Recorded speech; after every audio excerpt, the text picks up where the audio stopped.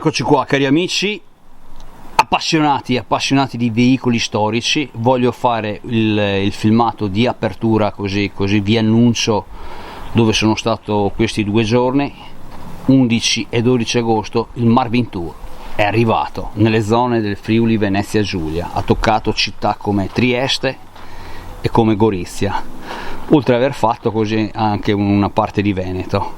Ecco qua ragazzi, partiamo con questo filmato, così sapete che il Marvin Tour ha fatto questi 2 giorni e vi faccio vedere questa Fiat 128 1100 terza serie, appunto, che da quello che ho capito sembra che sia stata venduta, ma il proprietario insomma non l'ha mai ritirata, ecco, per cui è qua in questo piazzale purtroppo a soffrire, Eccola qua.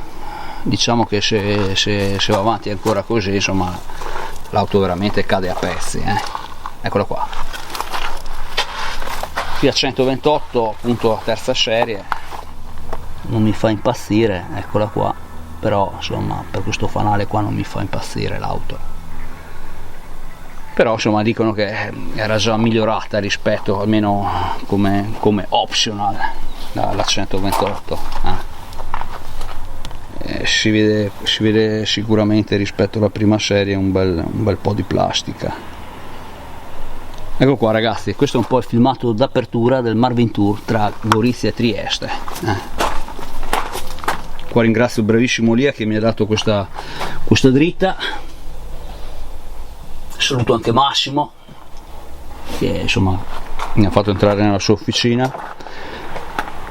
Saluto anche Germano che ho avuto modo di conoscere.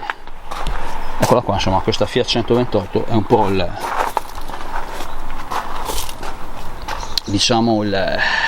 l'apertura del Marvin Tour qua appunto nel Friuli Venezia Giulia, dove ho trovato più auto, insomma camion siamo veramente sul magro, però va bene così, ci sono altri Marvin Tour dove ho trovato più camion che auto, ecco,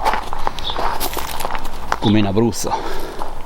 Ragazzi vi saluto Max, saluto Demis, saluto Antonio da Salerno, Lucia, Alessia, Giovanna, Daniela e tutti quelli che partecipano e scrivono, Maurizio Brancato, Massimo da Milano, Mario da Milano anche lui, e Roberto Gialdi,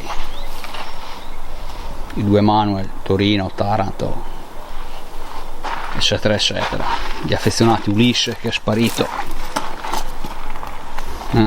Ragazzi, con questo vi saluto, viva il Marvin Tour, spettacolo, ciao a tutti e un ringraziamento ancora a Elia che mi ha dato una dritta pazzesca, ciao a tutti.